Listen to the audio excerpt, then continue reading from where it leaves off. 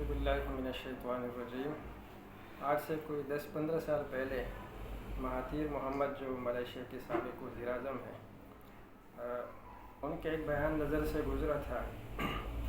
ان سے کسی صحافی نے پوچھا تھا کہ مسلمانوں کے زوال کے اسباب آپ کے خیال میں کیا ہے؟ مہاتیر محمد نے کہا کہ اس کے 2 وجہ ہیں جس کی وجہ سے ہم زوال کا شکار ہیں۔ پہلی وجہ تو یہ ہے کہ ہم نے قرآن کو چھوڑ دیا۔ اگر قرآن سے واسطہ بھی ہے ہمارا تو وہ بھی صرف ثواب کی نیت تک ہے، پڑھتے ہیں، جھومتے ہیں اور اس کو برکت کے لیے رکھا ہوا ہے ہمیں۔ باقی کوئی زیادہ اس سے رہنمائی لینا، اس سے قانون سازی کرنا، اس کے بارے میں غور و فکر کرنا، یہ ہم نے بالکل ایک برکت والی کتاب بنا کے رکھ دی ہے۔ اور دوسری بڑی وجہ یہ ہے کہ باہمی تنازعات میں مسلمانوں کو جکڑا ہوا ہے۔ بہت سارے فرقوں میں بٹے ہوئے ہیں مسلمان۔ تو یہ 2 وجہ ہے جس کی وجہ سے مسلمان جو ہے وہ زوال کا شکار ہے۔ اس وقت میں چھوٹا تھا، لیکن میں نے جب اس پہ غور شروع کیا تو تقریباً باتیں ان کی مجھے اچھی لگی، جو انہوں نے کہا تھا۔ اس وقت انہوں نے یہ بھی کہا تھا کہ مسلمان حفظ قرآن کے بجائے اس کو ذکر قرآن پہ توجہ دیں، جو بعد میں آہستہ آہستہ میری سمجھ میں آ گئی ساری باتیں۔ تو اللہ رب العالمین نے ہمیں جو کلام دیا ہے، اس میں ہمارے تمام انسانی معاشروں کے بارے میں جو ہے رہنمائی موجود ہے۔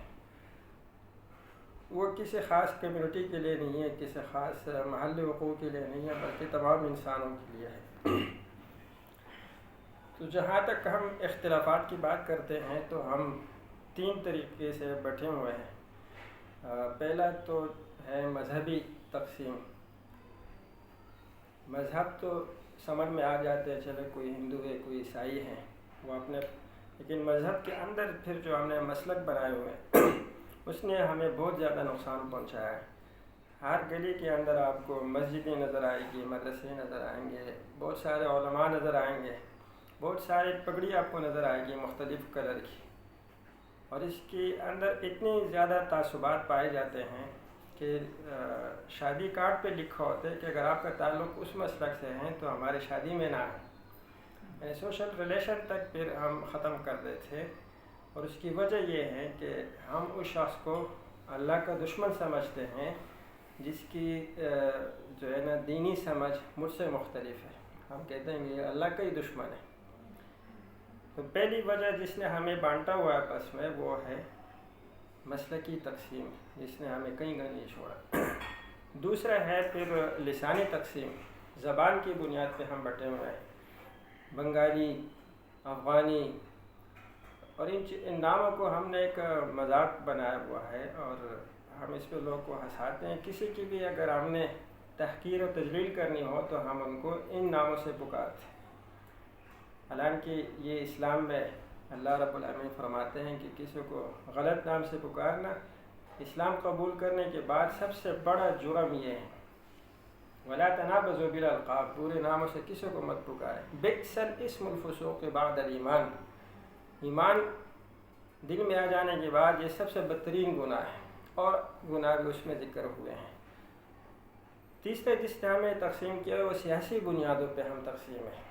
یعنی آپ اسے اندازہ لگا لیں کہ صرف الیکشن کمیشن کے اندر 500 سے زیادہ پارٹیاں رجسٹر ہیں، اور ہر گلی میں ہر سیاسی نقطہ نظر والے لوگ آپ کو ملیں گے۔ تو سیاسی نقطہ نظر رکھنا کوئی بری بات نہیں ہے، لیکن پھر وہ ایک دوسرے کے لیے بھی پشاور سے سوات جاتے ہوئے موٹر میں کیا ہوا کہ ان کی کسی بات پہ تلخ کلامی ہو گئی، ایک پارٹی کا سپورٹر کا دوسرے کا تھا، اور انہوں نے ایک دوسرے کی جان تک لے لی، گولی مار دی۔ جب اس میں یہ چیز آ جائیں، اشتعال انگیزی آ جائے، تو یہاں سے پھر دہشت گردی بھی شروع ہوتی ہے، یہاں سے پھر معاشرے بھی بگڑنا شروع ہو جاتے ہیں، اور یہاں سے سارے فساد کی جڑ یہاں سے شروع ہوتی ہے۔ مجھے ایک پاکستان کے ایک مذہبی اور سیاسی پارٹی کے ایک بڑے لیڈر نے مجھ سے کہا کہ مجھے قرآن کی کوئی ایک آیت بتا دو جس میں اللہ نے کہا ہو کہ اسلام جو ہے یہ دین کا مذہب ہے، دین یہ جو ہے امن کا مذہب ہے، کوئی ایک آیت بتا دے آپ۔ اور ہم کہتے ہیں کہ اسلام جو ہے امن کا دین ہے یا امن پھیلاتا ہے یہ ہے، تو اگر کسی بھی آدمی کے پاس آپ بیٹھے تو واقعی وہ کہے گا کہ ہاں جی نہیں ہے۔ میں نے اس سے کہا کہ ایسے بہت ساری آیتیں ہیں، میں صرف ایک آیت آپ کو بتاتا ہوں، اس کا آپ ترجمہ کر کے مجھے بتا دیں۔ اس نے کہا جی بتائیں۔ میں نے کہا جی لا اکراہ فی الدین، دین میں کوئی زبردستی نہیں ہے۔ تو وہی بات کہ جی وہ تو منسوخ ہو گئی، وہ تو یہ ہے، وہ تو یہ ہے۔ میں نے کہا ٹھیک ہے، اگلی آیت دیکھیں، لست علیہم بمسیطر، اے نبی آپ کو ہم نے ان پر چوکیدار بنا کے، نگبان بنا کے، ڈنڈا دے کے نہیں بھیجا۔ آپ کا کام کیا ہے؟ جو سارے علماء اپنی تقریر کے آخر میں بولتے ہیں وہ کیا ہے؟ وما علینا الا البلاغ، اور اس کے معنی پہ غور نہیں کرتے کہ میں نے بولا کیا۔ اس کے معنی یہ ہیں کہ میرے اوپر صرف پہنچا دینا، یعنی میری ذمہ داری یہاں تک تھی، وہ ختم ہو گئی۔ اس طرح میں نے کہا کہ دوسری آیت ہے، اللہ رب العالمین فرماتے ہیں کہ کیا آپ لوگوں کو مجبور کرو گے؟ افانت تکرہ الناس، کہ وہ ایمان لے کر آئے، اس پہ آپ کسی کو مجبور نہیں کر سکتے۔ اما شاکر و اما کفورا، یہ بھی قرآن کی آیت ہے، چاہے تو شاکر بنے چاہے تو کافر بنے۔ ہم نے راستے بتا دیے، اب آپ کا کام ہے اس کے اوپر چلنا یا نہیں چلنا۔ اس سے بڑی مروت، اس سے بڑی سہل اندازی کیا ہو سکتی ہے؟ کسی بھی دین میں یہ آیت آپ کو دیکھنے کو نہیں ملے گی۔ جی آپ کا کام ہے صرف پہنچا دینا، آپ بتا دیں کسی کو بس، اور پھر ان کی مرضی ہے کہ وہ اس پہ آتے یا نہیں آتے، اور سارے فسادات یہاں سے شروع ہوتے ہیں کہ میرے ذہن میں جو پارٹی اچھی ہے، میرے ذہن میں جو قوم صحیح ہے، میرے ذہن میں جو خیال ہیں، میں چاہتا ہوں کہ وہ آپ کے اندر بھی آ جائے۔ تو ہمارے سارے جو مسالک کے پیروکار ہیں انہوں نے ایک دوسرے کے اوپر اتنی کتابیں لکھی ہیں۔ الجواب بعون الوہاب ایک کتاب ہے، دلیل ایک بندے نے لکھی تو جواب دلیل لکھی دوسرے عالم نے، اور پھر باقاعدہ اس طرح مبارزہ بھی ہوتی ہیں اور مقابلے کے لیے پکارا جاتا ہے کہ جی یہ کتاب میں نے لکھی ہے، کوئی آئے اور اس کو رد کر کے دکھائیں تو وہ اس کا جواب لکھتا ہے، اور پھر وہ بہت بڑا عالم شمار ہوتا ہے۔ تو یہاں پہ قرآن کی یہ ایک آیت ہے، سورۃ نساء آیت نمبر 14، اس میں اللہ رب العالمین فرماتے ہیں کہ لا خیر فی کثیر من نجواہم، جتنی بھی ہم سرگوشی کرتے ہیں یا جتنی بھی بحث و تبحیث ہم کرتے ہیں، اس کا نتیجہ کیا نکلے گا؟ ہمیں ہر وقت یہ بات سوچنی چاہیے، اگر میری یہ کوشش ہے کہ میں آپ کو مناؤں اس بات پہ تو اس کے بعد کیا ہوگا؟ تو اللہ فرماتے ہیں لا خیر، کوئی جو ہے نا بلائی والا کام جو ہے اس سے حاصل نہیں ہوگا، ایٹ دا اینڈ جو رزلٹ آئے گا نا کچھ بھی نہیں ہوگا۔ ایک جگہ بہت سارے لوگ بحث کر رہے تھے، ایک بابا کو پکڑا ہوا تھا اور میں آیا تو کہہ رہے جی آپ بتائیں، آپ آئیں ہمارا فیصلہ کریں۔ کہ میں نے اس کو کہا کہ جی قرآن میں داڑھی نہیں ہے اور اس نے داڑھی رکھی ہے، یہ آپ مجھے قرآن سے ثابت کر کے دکھائیں۔ تو جو یہ بحث کر رہا تھا میں نے ان سے کہا کہ جی اگر یہ بندہ داڑھی کاٹ بھی لے آپ کے کہنے سے تو کیا ہوگا؟ یعنی اس کے داڑھی رکھنے سے کیا امت مسلمہ کو زوال آ گیا، یا اس کے داڑھی کاٹنے سے امت مسلمہ کو عروج حاصل ہوگا کیا بعد میں؟ یہ خیر کا کوئی پہلو نظر ہی نہیں آئے گا آپ کو، قرآن کہتا ہے، لیکن سوائے ان تینوں کے، یہ تین کام ہیں جس میں اللہ رب العالمین فرماتے ہیں کہ آپ سرگوشی کریں، آپ محنت کریں اور اس میں اپنی تگ و دو کریں۔ الا من امر بصدقۃ او معروف او اصلاح بین الناس، یہ تین کام ہیں کہ وہ بیس کریں، وہ جو ہے نا ایکٹیویٹیز آپ کریں، وہاں پہ محنت کریں جس میں صدقے والی بات ہے۔ یہ جو ہمارے کراچی کے جتنے زیادہ مسئلے ہیں، اگر یہ فلاحی ادارے نہ ہوتے تو یہاں جینا محال ہوتا۔ بہت سارے غریبوں کا علاج کس سے ہو رہا ہے؟ صدقے سے ہو رہا ہے۔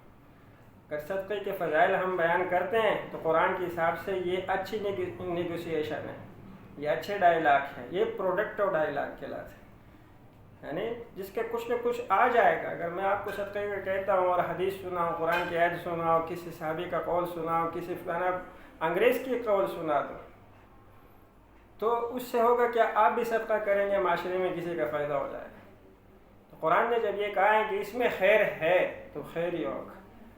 اس طرح میرے لیے جو امپریسنگ سٹوری ہے وہ لیڈی ریڈنگ اسپتال ہے، ایک لیڈی تھی انگریز تھی، اس نے اسپتال بنایا، آج ہمارے بچے وہاں علاج کر رہے ہیں، وہ گئی دنیا سے ختم ہوئی، لیکن لیڈی ریڈنگ کا نام آج تک ہم لیتے ہیں۔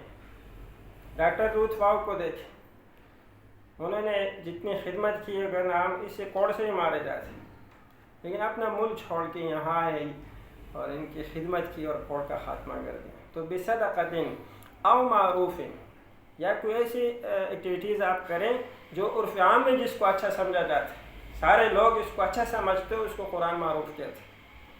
یعنی اگر آپ کے نزدیک رفع الیدین کرنا اچھی بات ہے تو 10 لاکھ لوگوں کے نزدیک وہ اچھی بات نہیں ہے۔ اگر آپ کے نزدیک داڑھی رکھنا اچھی بات ہے تو ہر کوئی نہیں رکھ رہا، یا آپ کے نزدیک جو ہے ہری پگڑی پہننا اچھی بات ہے تو 50% سے زیادہ تو نہیں پہنتے۔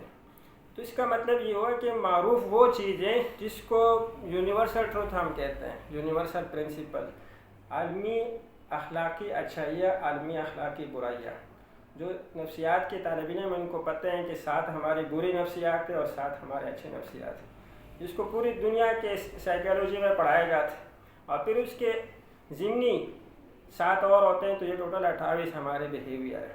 تو اس پہ ٹریننگ دی جاتی ہے، بیہیویئر مینجمنٹ اس کو کہتے ہیں، کہ آپ سٹریس کو کیسے قابو کرو گے، آپ اینزائٹی پہ کیسے قابو کرو گے، آپ غصے پہ کیسے قابو پاؤ گے، اس کو کہتے ہیں بیہیویئر مینجمنٹ۔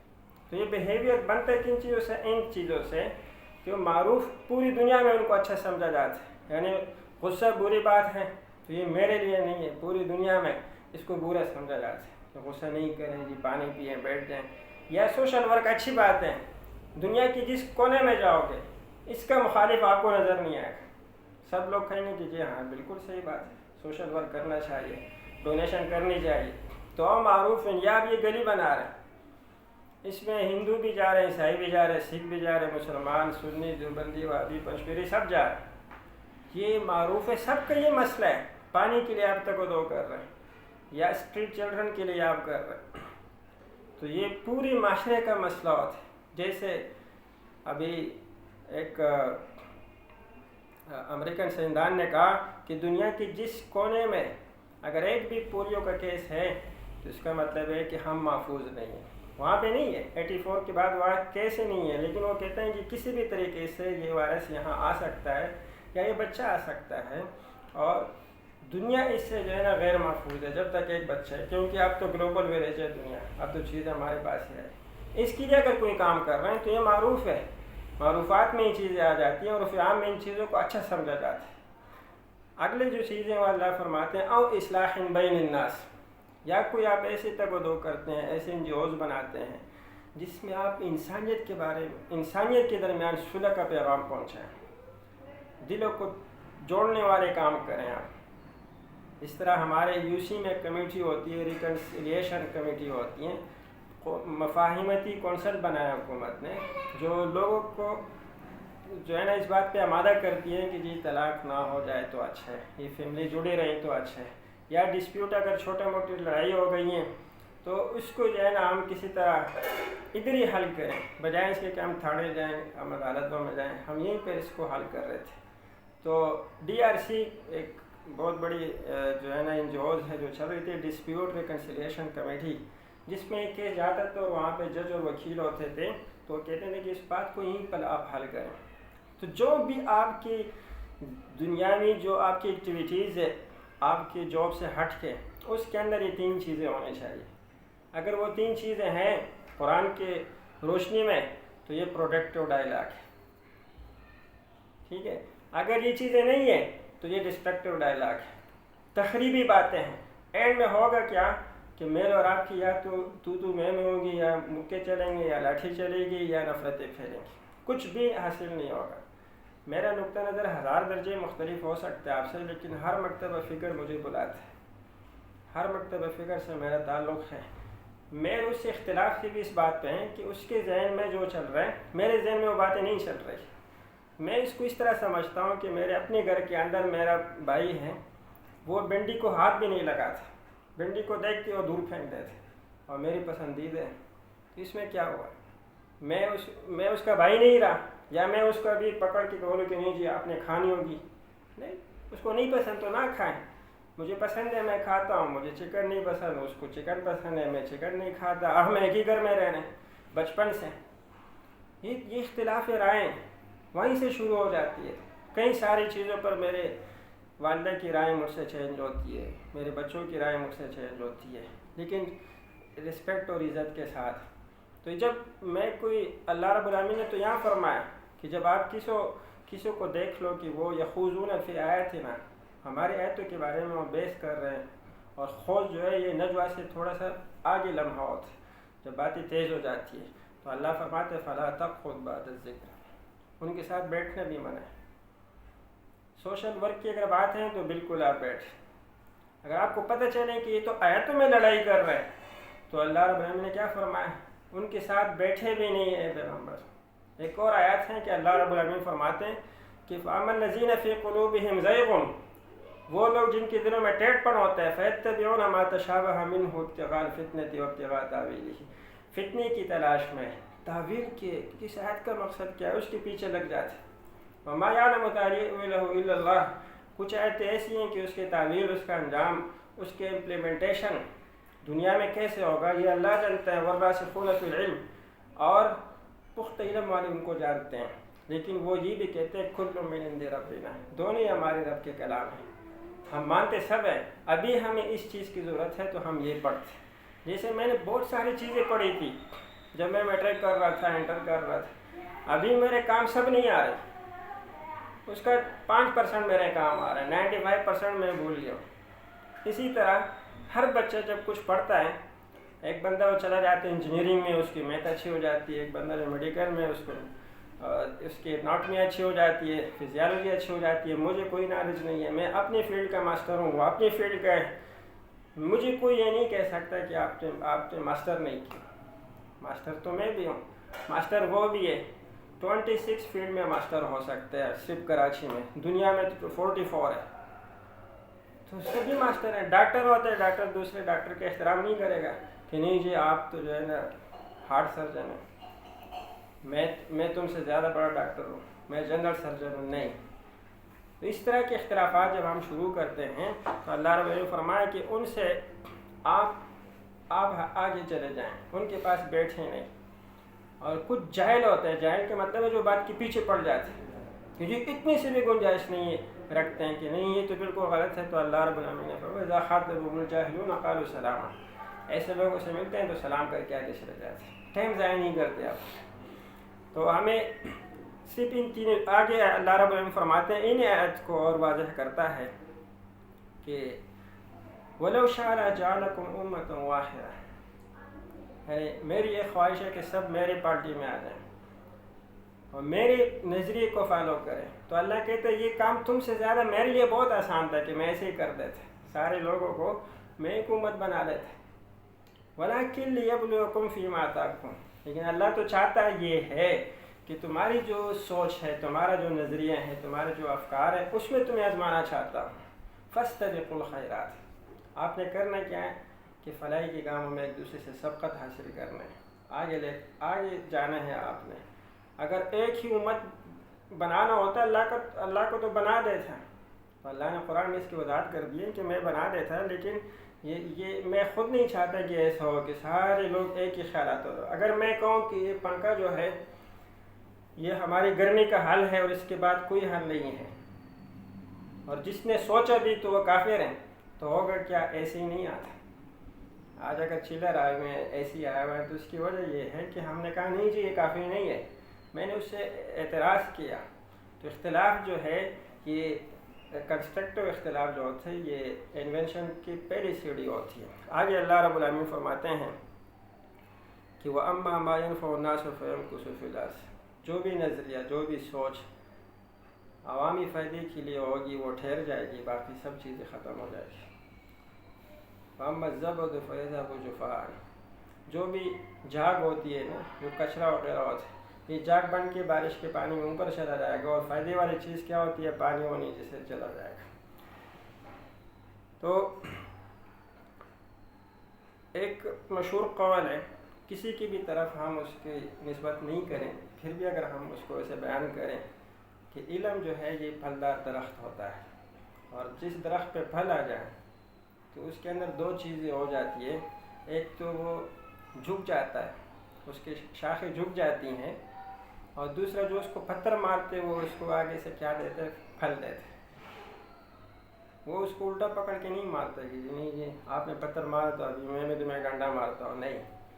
تو علم ایک پھل ہے، اور پھل جس کے اندر آ جائیں اس کے اندر یہ چیز ہونی چاہیے کہ اس میں عاجزی آ جائے. عاجزی آپ کے خیالات کے اندر بھی ہونی چاہیے.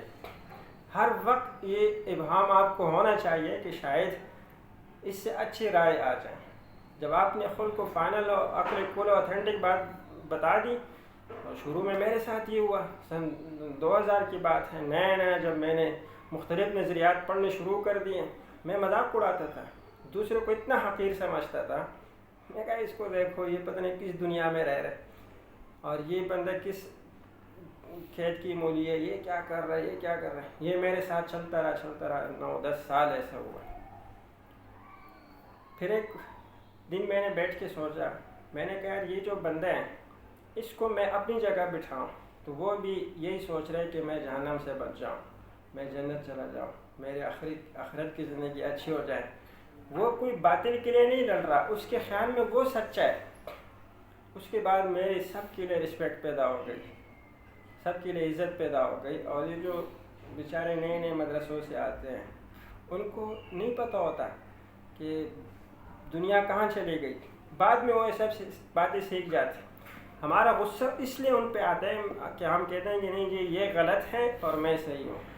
جب بھی قرآن میں اختلافات کا ذکر آیا ہے، اللہ رب العالمین نے یہ بات بڑی وضاحت کے ساتھ کر دی ہے کہ فَاللَّهُ يَحْكُمُ بَيْنَهُمْ فِي مَا كَانُوا فِيهِ يَخْتَلِفُونَ. اختلافات کا فیصلہ اللہ کرے گا.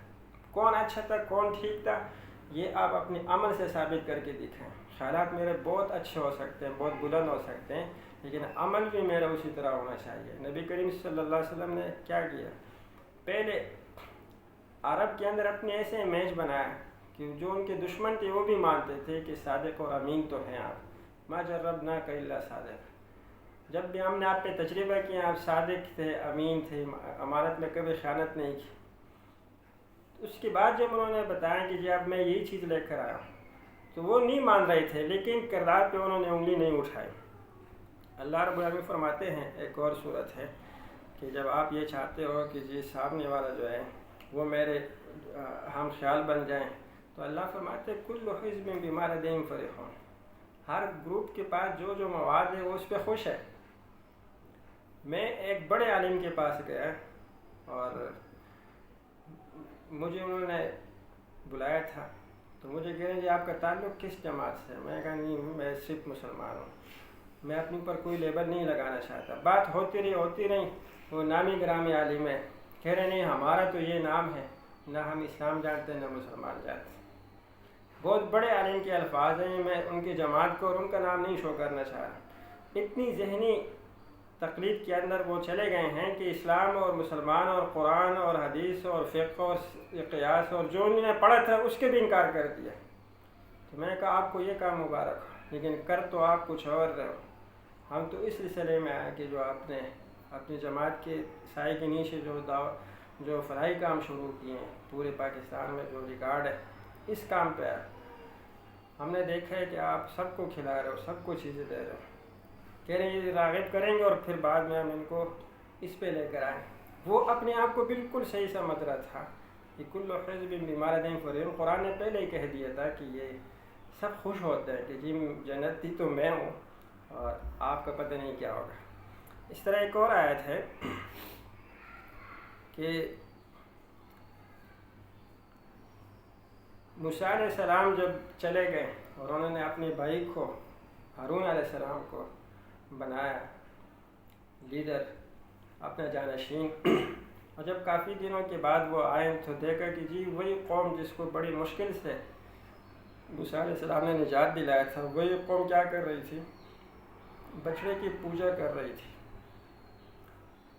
اور وہ جو اس وقت موسیٰ علیہ السلام نے اپنے بھائی کو پکڑ لیا گریبان سے، تو قرآن کے الفاظ دیکھیں کہ اے میرے بھائی، یہ ابن امی، اے میرے ماں کے بیٹے، یعنی میرے بھائی، لا تاخذ بلحیتی ولا براسی، مجھے میرے سر اور میرے داڑھی سے پکڑنا چھوڑ دو. یعنی اتنے غصے میں تھے.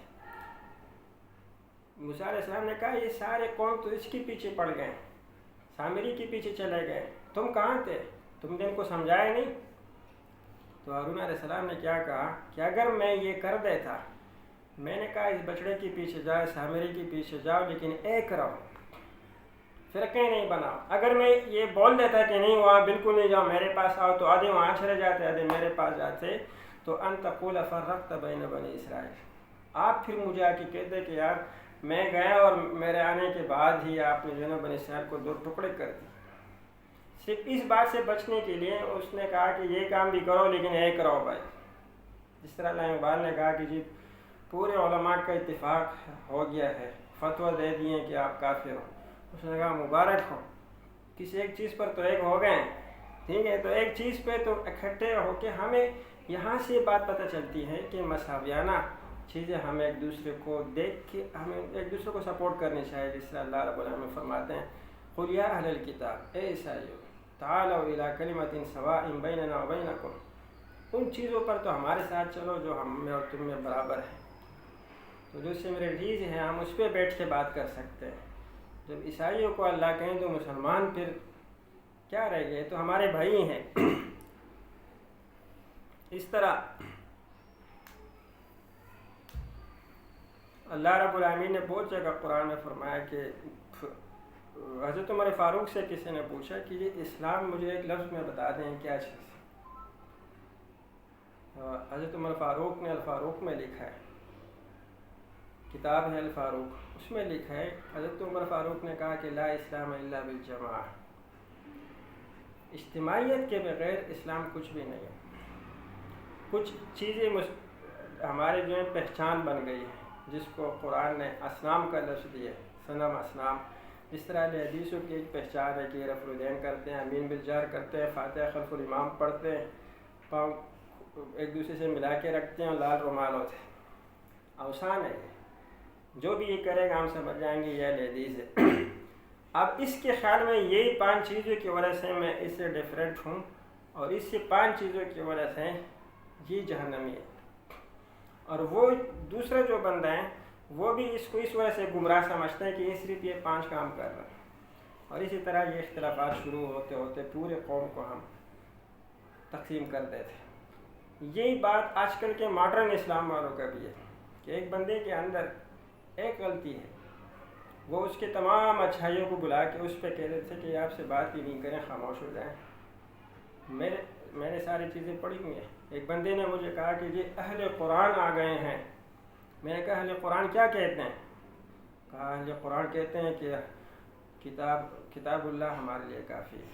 میں نے کہا اور حدیث بھی سنائی کہ ایک زمانہ آئے گا جو لوگ کہیں گے کہ ہمیں کتاب اللہ کافی ہے، تو یہ لوگ بھی جہنمی ہوں گے، یہ لوگ لمبی حدیث ہے۔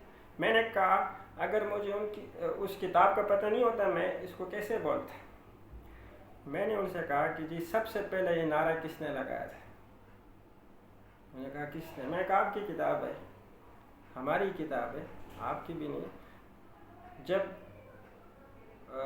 ایران فتح ہوا تو وہاں سے جو قائد تھے اسلامی فوج کے، اس نے ایک خط لکھا حضرت عمر فاروق کہ جی اتنے کتابیں ملی ہیں، فلسفہ ایران پورا ہمارے ہاتھ لگ گیا ہے، آپ بتائیں کیا کرنا ہے؟ حضرت عمر فاروق نے جواب کیا لکھا ہے؟ سب کو بہا دو دریا میں۔ انہوں نے کہا نہیں اس میں تو خزانے ہو سکتے، اس میں تو بڑے بڑے فلسفے ہو سکتے۔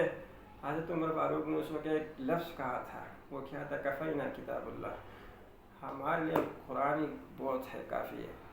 اس میں سے کون سی بات ہوگی جو قرآن میں نہیں ہے؟ کون سے ایسا فلسفہ اس میں ہوگا جو قرآن میں نہیں ہے؟ میں نے کہا یہ ہے کہ نہیں؟ یہ کہہ رہے ہاں۔ تو میں نے کہا پہلا کافر کون ہوا؟ اب چھپ۔ تو اس کو کہتے ہیں کہ استدلالی طریقہ، یہ ہے مناظرہ۔ مناظرے کا معنی ہے التنازع فی دلیل الفریقین، کہ 2 فریقین کے دلائل کو سننا۔ جرح و تعدیل کیا ہوتی ہے؟ اچھا آپ کے خیال میں یہ ٹھیک، میرے خیال یہ معنی نہیں ہے اسلام میں۔ دل میں کدورتیں بڑھنا، بغض رکھنا، حسد رکھنا، دوریاں پیدا کرنا۔ جنتی جب جنت میں چلے جائیں گے تو اللہ رب العالمین کیا فرماتے ہیں؟ میں سب سے بڑا انعام ان پہ کیا کروں گا؟ وہ یہ ہے وَنَزَعْنَا مَا فِي صُدُورِهِم مِّن غِلٍّ اخوان المتقابلین، میں ان کے دل سے کینہ اور بغض اور حسد کھینچ لوں گا اور ان کو بھائی بنا دوں گا، وہ آمنے سامنے بیٹھے ہوں گے۔ اگر ہم قرآن کو اس طرح سمجھیں اور صرف پروڈکٹیو ڈائلاگ پر ہم فوکس کریں تو انشاءاللہ بہت جلد ہم اس نہج پر پہنچ جائیں گے. اور ابھی تک ہم اس لیے نہیں پہنچے کہ یہی بات ہے علامہ اقبال نے بھی ہمیں بتائی تھی کہ کیا زمانے میں پنپنے کی یہی بات ہے, اور ابھی تک ہم انہی باتوں کو پنپ رہے ہیں جو حضرت علامہ اقبال نے ہمیں بتائی تھی. اس کا مطلب ہے کہ ہمیں اس طرح کی سوچ کو پروموٹ کرنا چاہیے, اس طرح کے دروس لیکچر رکھنے چاہیے تاکہ آنے والی نسل کے اندر یہ جو بیماری ہے نا فرقہ پرستی والی, تعصب والی, یہ ختم ہو جائے. جزاک اللہ خیر, بہت بہت شکریہ.